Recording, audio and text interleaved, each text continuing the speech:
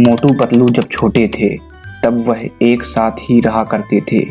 गर्मियों का मौसम था, बहुत ज़्यादा गर्मी पड़ रही थी। मोटू को घर के अंदर बहुत गर्मी लग रही थी। मोटू पतलू से कहता है, पतलू मुझे बहुत गर्मी लग रही है, मैं जा रहा हूँ, थोड़ा बाहर से घूम के आता हूँ।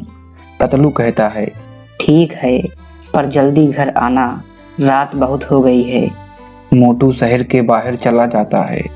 कुछ देर चलने के बाद मोटू थक जाता है और वह वहीं पास एक पेड़ के पास जाकर खड़ा हो जाता है। जैसे ही मोटू पेड़ को छूता है वह भूत बन जाता है। मुझको छुआ, हा हा हा हा हा हा। उधर पतलू घर में मोटू का इंतजार कर रहा था। मोटू ने तो कहा था मैं घूम के जल्दी घर आ जाऊंगा, अभी तक आया नहीं, ना जाने कहाँ होगा मोटू। पतलू मोटू को ढूंढने घर से बाहर जाता है। ढूंढते ढूंढते थोड़ी देर में पतलू मोटू को ढूंढ लेता है। जैसे ही पतलू मोटू को देखता है वह बहुत डर जाता है, क्योंकि मोटू तो भूत बन चुका था। मोटू पतलू से कहता है, डरो नहीं, मैं मोटू ही हूँ। जैसे ही मैंने इस पेड़ को छुआ मैं भूत बन गया। पतलू मुझे बचा लो, मुझे भूत नहीं बनना। तभी अचानक पेड़ से डरावनी आवाज़ आती है, इस आदमी ने मुझको छुआ था, इसलिए मैंने उसको भूत बना दिया। पतलू सारी बात समझ गया। जिस पेड़ को मोटू ने छुआ था वह कोई साधारण पेड़ नहीं, जादुई पेड़ है। मोटू तुम रो नहीं, यह सब इस पेड़ ने किया है।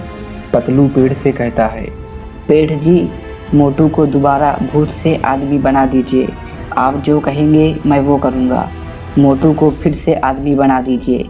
तभी पेड़ से आवाज़ आती है, अगर तुम मेरी सवाल का जवाब दे देते हो तो मैं मोटू को दोबारा से आदमी बना दूंगा।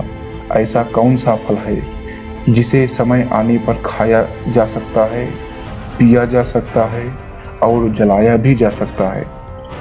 पतलू थोड़ी देर सोचता है और उसको जवाब आ जाता है, आपके पास 20 सेकंड हैं, आप भी अपना जवाब सोचिए।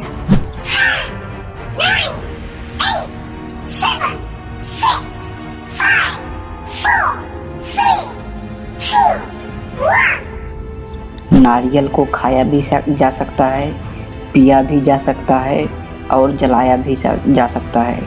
यह जवाब पतलू पेड़ को देता है। पतलू का जवाब सही होता है।